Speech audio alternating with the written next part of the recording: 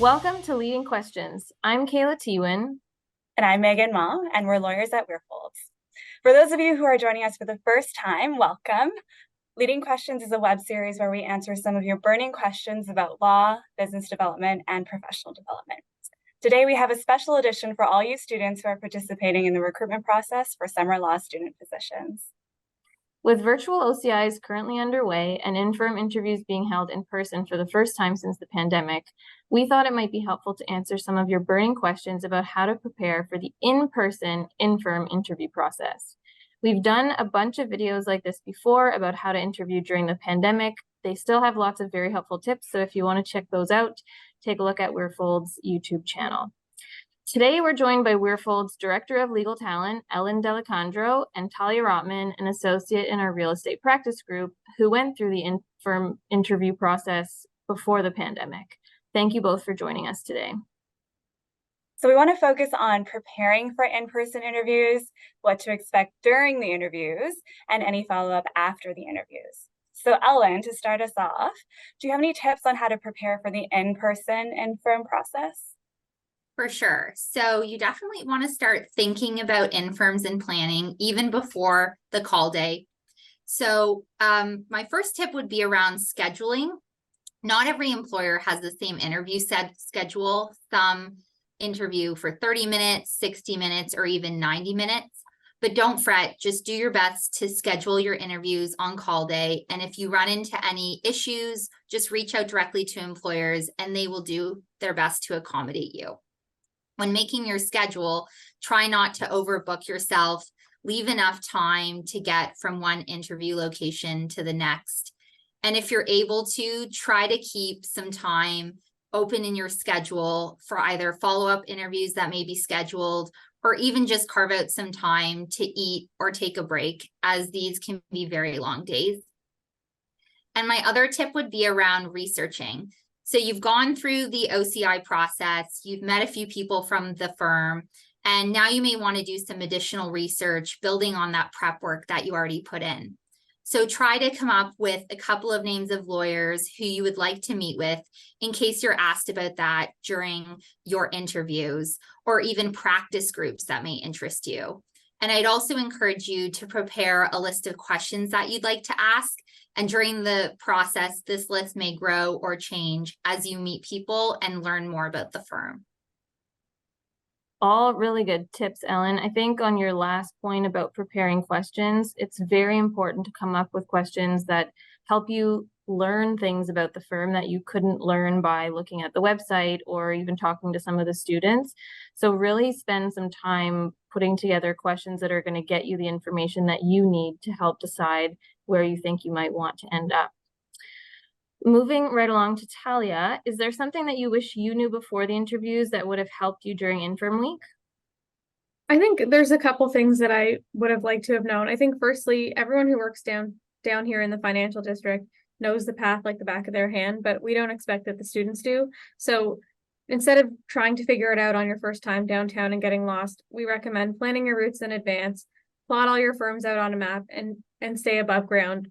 Hopefully it's not raining. You'll get there faster and you won't be late. If you're coming in from out of town and you need somewhere to stay, make sure you plan ahead and book your hotel or Airbnb or whatever in advance, because you're not the only one coming in and it'll be difficult to find a spot at the last minute. Just make sure you're prepared for the day when you leave the house. Bring with you lots of paper, pens, snacks, water. It's a really long day and you need lots of stuff with you to make it through the day. I think also one thing that students tend to forget is that in the actual firms, you're spending a lot of time with the articling students who are probably going to be taking you around from interview to interview or giving tours perhaps. And that's a really great opportunity to ask questions. You have a captive audience there and really get to learn about the firm through that process.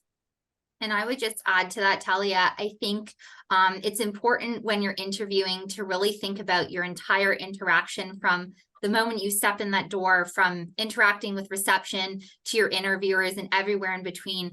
All of that is part of your interview. So just be mindful of that when you're going through the process, meeting different people and interacting with everyone as well.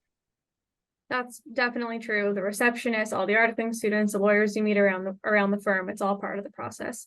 The last thing I wanted to add was that I think students tend to forget that the in-firm process is just as much about the student as it is about the firm.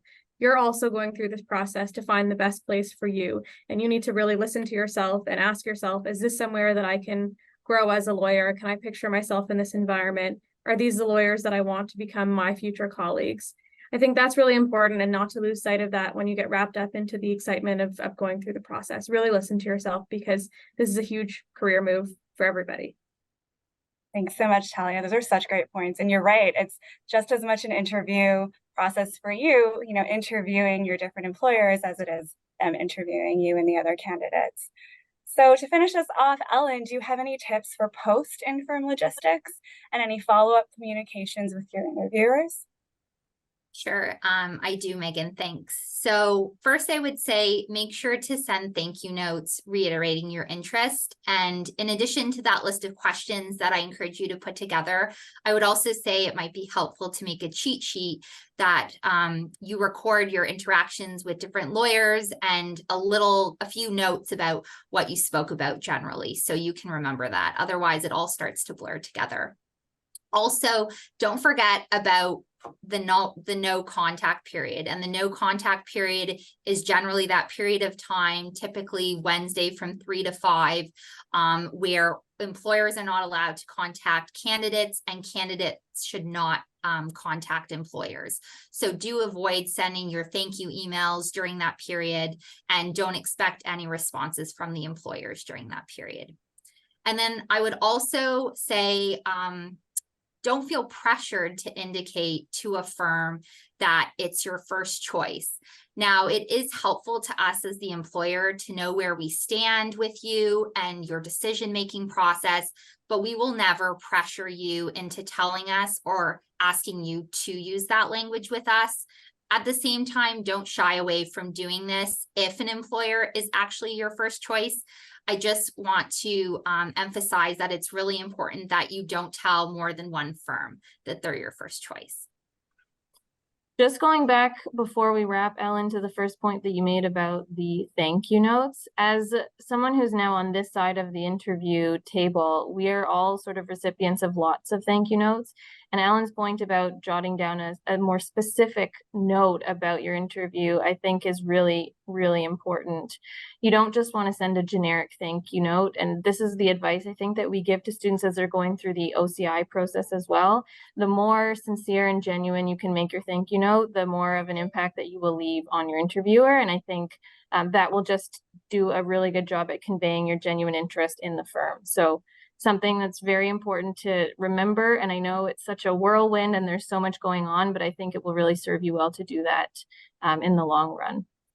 So lots of helpful stuff coming out of this episode. Thank you so much, Ellen and Talia. We hope these tips are helpful for those of you with upcoming interviews.